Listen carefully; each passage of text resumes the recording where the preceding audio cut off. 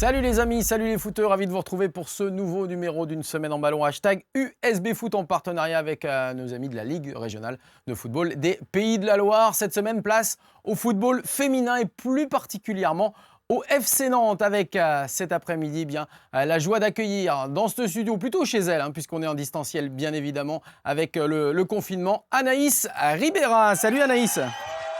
Salut. Ça va ? Ça va bien toi? Ouais, impeccable. Alors, pas d'entraînement pour l'instant, ça sera en fin d'après-midi ? Non, aujourd'hui c'est le jour de repos, le jeudi. Bon.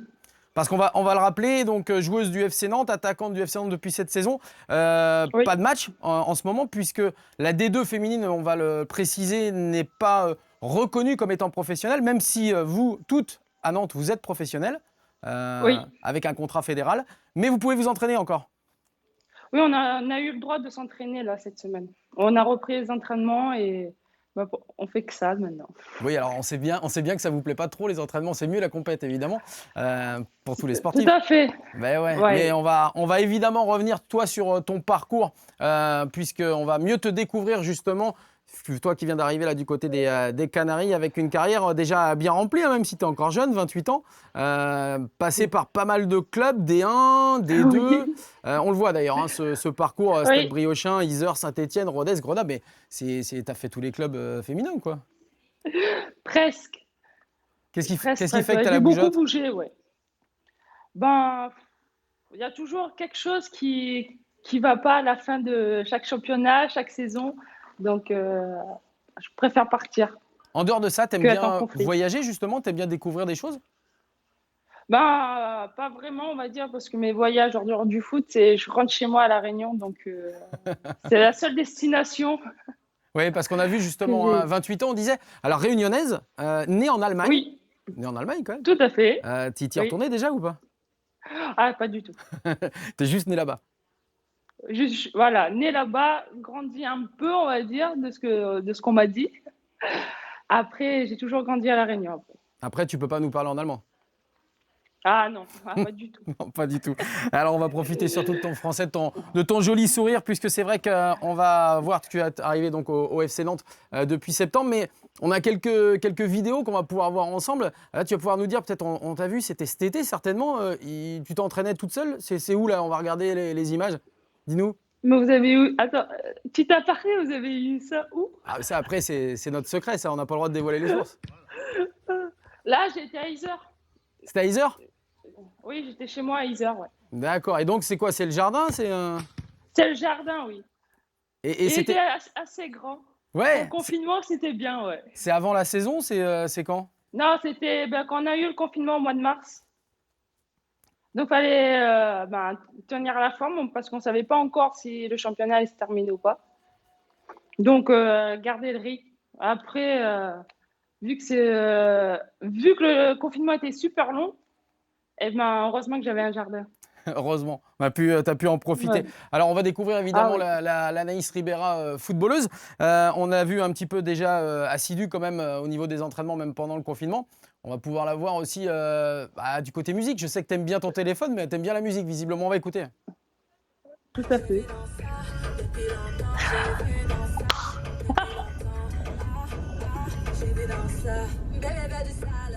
Alors, voilà, Aya Nakamura, si je ne m'abuse.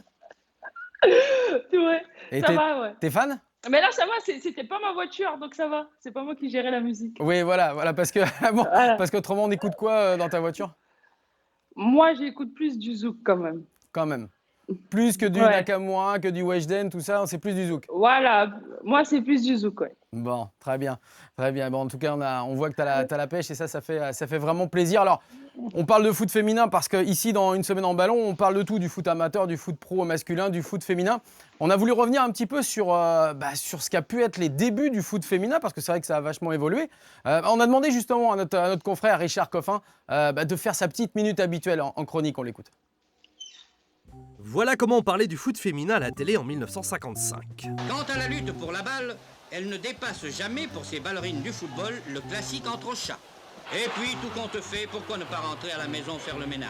Non, vous ne rêvez pas, le commentateur a bien dit ça. Stade 2, 22 ans plus tard. Christine Paris, se charge de nous parler de football féminin. Je vous pose d'abord une question, êtes-vous pour ou contre? Nous sommes pour. Non, non. Moi, je suis tout à fait contre. Ah bon? Ah oui, absolument contre. Vous êtes contre. Alors, il ne faudra pas vous étonner de voir un reportage très féministe.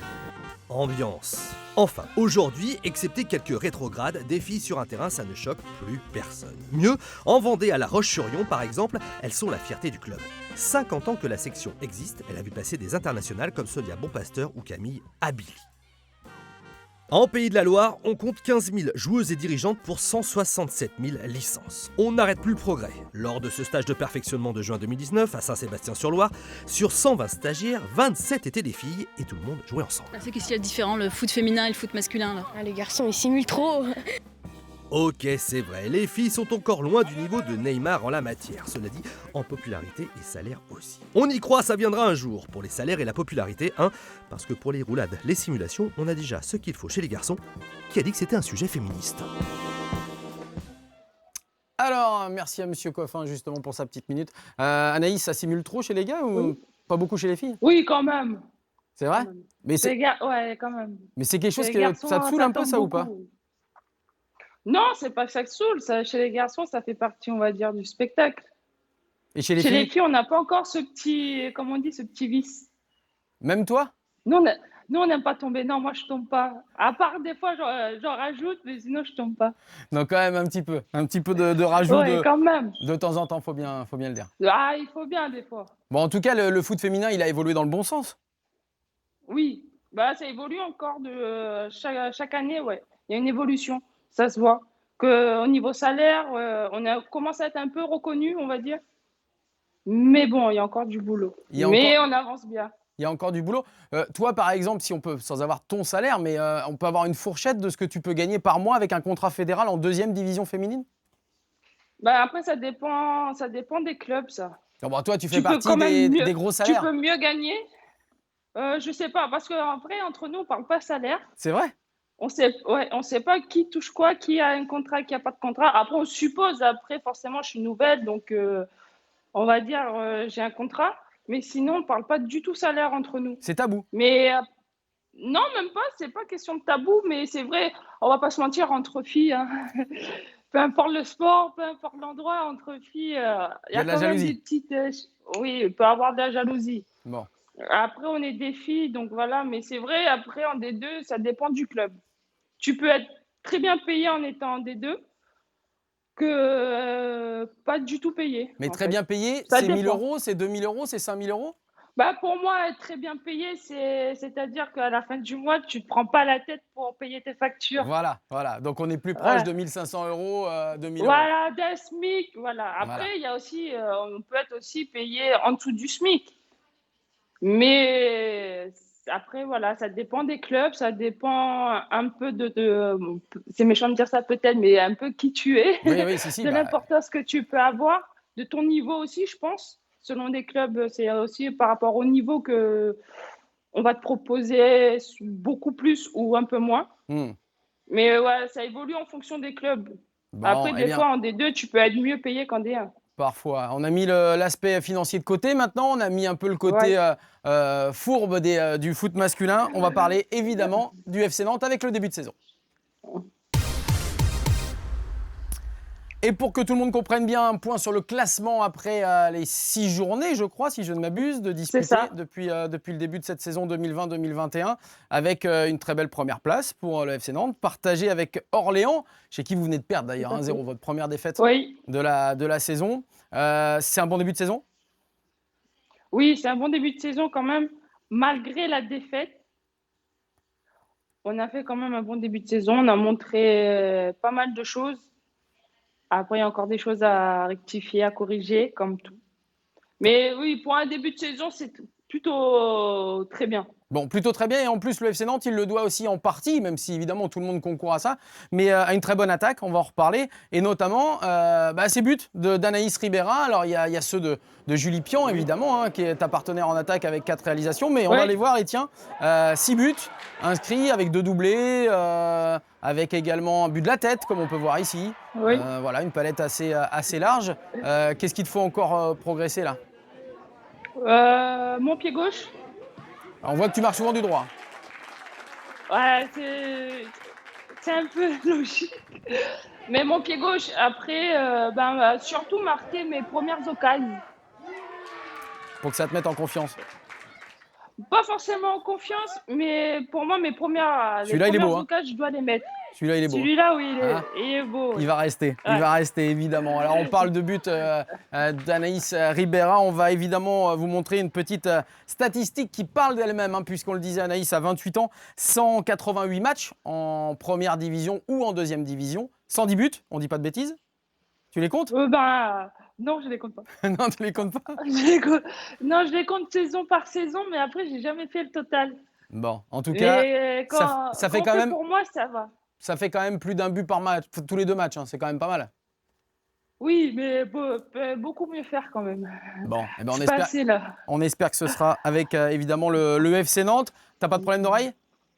Non, Alors, c'est parti. Un petit corps de brume pour évidemment vous parler, comme chaque semaine, du zapping. On va revenir sur les moments marrants, sur les moments un peu surprenants. Regardez ce petit tour d'horizon du zapping de la semaine. Ô, Ney, quem que é esse aí no seu ombro esquerdo, mano? Que homem esquerdo, meu? Ai, caralho! Filho da p... Ah, ele tá tirando, pô!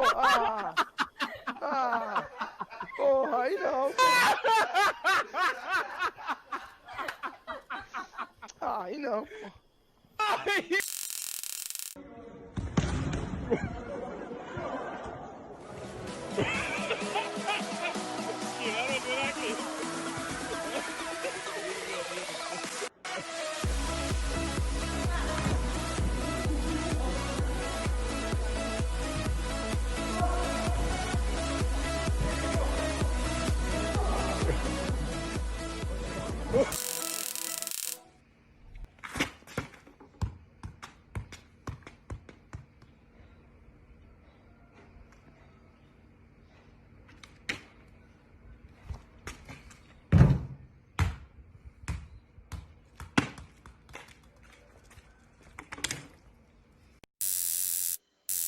Voilà, c'est pas mal, hein, ce qu'on peut trouver entre Neymar qui se fait surprendre le jour d'Halloween et puis ces jonglages assez impressionnants. Alors, fake ou pas fake, en tout cas, la plupart sont vrais. Donc voilà, on fait à chacun son petit avis. On parlait justement du début de saison du FC Nantes. On va parler maintenant des ambitions, Anaïs.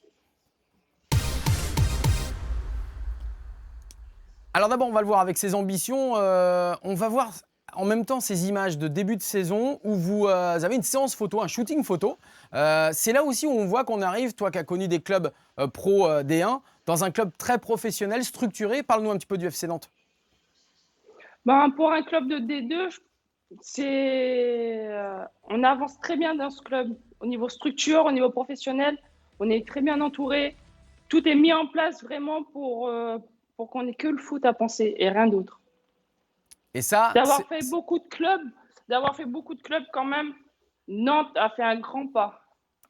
Par rapport à ça, effectivement, on voit que le FC Nantes, qui a démarré du plus bas de l'échelle, puisqu'il n'y avait pas de section féminine, arrivé comme ça dans l'antichambre de l'élite, pour toi, c'est vraiment le bon chemin qu'ils ont pris là? Oui. Très bon chemin même. En sachant que là, ils sont que en D2 et plein de nouveautés ont été mises en place cette année aussi. C'est-à-dire comme quoi? Les filles sont quand même, on est toutes professionnelles quand même. Mais après, il y en a, ils sont étudiantes, mais on fait quand même que ça de notre journée. Oui, il n'y a pas de travail à l'extérieur. Non. Et vous vous entraînez combien de fois par semaine? Du lundi au samedi et le jeudi de repos. Ah, le jeudi de repos pour couper la semaine. Qu'est-ce qui t'a emballé, toi, dans ce projet nantais? Leur projet, les ambitions qu'ils ont eues cette année, l'ambition de monter, avec les infrastructures mises en place, les conditions mises en place, n'importe qui est emballé par le projet. Et ça veut dire que toi, c'est des contrats fédéraux, donc tu signes 1 an. Est-ce que justement tu mises sur la longueur, même si on sait que parfois, à la fin de saison, tu préfères migrer vers d'autres cieux, mais voilà, est-ce que déjà, par rapport à ce que tu as vu, est-ce que ça te plaît? Oui, ça me plaît. Pour l'instant, j'ai aucune envie de partir. Je suis très bien. J'étais très bien accueillie le premier jour. Jusqu'à maintenant, tout se passe très bien. On me met très bien aussi. me met dans de bonnes conditions pour les entraînements comme pour les matchs. Je n'ai pas l'intention de partir. Bon, bah ça tombe bien, on va reparler justement de ton intégration à Nantes et dans la ville. Mais tout de suite, comme chaque semaine, on va revenir sur la chronique de la Ligue de foot régionale des Pays de la Loire. On va s'intéresser aux sections sportives justement dans les lycées qui permettent parfois de déboucher sur des centres de formation. On regarde.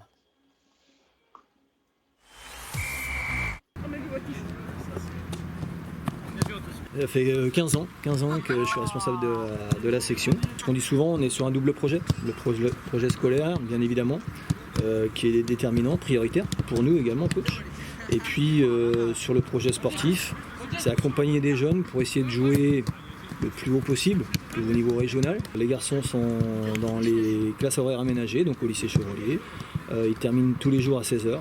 Ont l'avantage et le privilège, je leur dis souvent, de terminer leur journée complète foot et études à 18h et d'avoir leur soirée pour faire leurs devoirs, leurs leçons. C'est tout un travail, je dirais, autour de la partie sportive, mais qui est pour moi primordial. Sur l'attitude, l'image du footballeur au lycée. On est généralement sur un public avec des comportements vraiment en adéquation sur le projet recherché. Voilà, il y a un exemple évidemment marquant qui est sorti d'une section sportive, en l'occurrence celle de Segré, c'est un certain Léo Dubois, passé par le FC Nantes notamment, à Lyon désormais et en équipe de France. Donc voilà, ça permet aussi à certains joueurs qui ne sont pas pour l'instant dans les centres de formation de se dire que tout est loin d'être perdu. On va revenir très succinctement avec toi, Anaïs, justement sur la façon dont tu célèbres tes buts, parce que j'ai vu qu'il y avait une marque de fabrique. C'est quoi là? Tu peux nous le faire le signe? Je lève mes bras. Ah oui, et puis non, mais il n'y a pas la petite photo ou je sais pas quoi, le petit carré là? Je l'ai vu parfois. Ah, le petit carré? Voilà. Oui, ça c'est ces derniers temps pour notre caméraman. Ah, Spielberg. d'accord, Steven Spielberg. Bon, bah, il faudra le remercier en tout cas parce que ces images sont très sympas. Eh bien, on parlait tout à l'heure de la chronique de la Ligue. On va s'intéresser, attention, sur la fin de l'émission, tout de suite, et bien évidemment, au quiz de fin. Alors, je pose la petite corne de brume, je reviens tout de suite. Et le petit quiz de fin, évidemment, Anaïs, il va être pour toi. On va voir un peu ta culture footballistique et on va voir si tu es au top. Eugénie Le Sommer, que tu connais, détient désormais le record du plus grand nombre de buts en sélection en équipe de France. Combien de réalisations? Alors, je te le dis, c'est pas la question. C'est 86. Elle a dépassé Marinette Pichon. Oui, voilà, 86 réalisations, mais combien? Eh bien, Eugénie Le Sommer a-t-elle inscrit de buts avec l'Olympique Lyonnais? Est-ce que c'est réponse A, 225 buts, toutes compétitions confondues? Est-ce que c'est réponse B, 272 buts, toutes compétitions confondues? Ou est-ce que c'est réponse C, 301 buts pour Eugénie Le Sommer? Quelques secondes pour réfléchir et tu nous donnes ta réponse. J'irai B. Alors B, 272 buts? Oui. Bravo, bonne réponse Anaïs. Ouais, classe avec cette bonne réponse pour Eugénie Le Sommer qui t'a marqué toi en tant qu'attaquante justement, toi au même poste? Ça m'a marqué? Oui. Et elle continue peut-être de te marquer, mais non, t'as pas de modèle? Non. Non. Le modèle c'est Anaïs Ribera, toi. Voilà. Bon allez, on va finir évidemment comme chaque semaine après le quiz de fin par le coup de cœur et on va reparler justement d'une fille qu'on connaît bien ici. Le coup de cœur avec une fille, on en parlait, on est avec Anaïs Ribera, on le rappelle, l'attaquante du FC Nantes. On va reparler de cette jeune fille, elle s'appelle Clara Matteo. Elle a joué du côté de La Roche-sur-Yon, elle est issue de la banlieue nantaise et elle joue désormais au Paris FC, c'est l'ancien club de Juvisy où tu es passé aussi, non? Non, je ne suis pas passé. Tu n'es pas passé à Juvisy, mais alors tu l'as pas fait ce club-là? Non. Pas normal. Eh bien, en tout cas, elle est en... Les gens parisiens. Ouais, c'est chaud, c'est un peu chaud. Et Clara Matteo, eh bien, on va regarder, on l'a déjà vu, elle est la deuxième meilleure marqueuse du championnat de France de D1 avec 6 buts ou 7 buts au compteur, je crois, 7 buts, 7 réalisations depuis le début de la saison. On ne pouvait évidemment que s'en féliciter d'avoir toutes ces filles qui jouent parfaitement au ballon. On va te remercier Anaïs, merci beaucoup pour ta présence et on te souhaite une excellente saison avec le FC Nantes. La semaine prochaine, on revient avec le Stade Lavallois. Bye bye.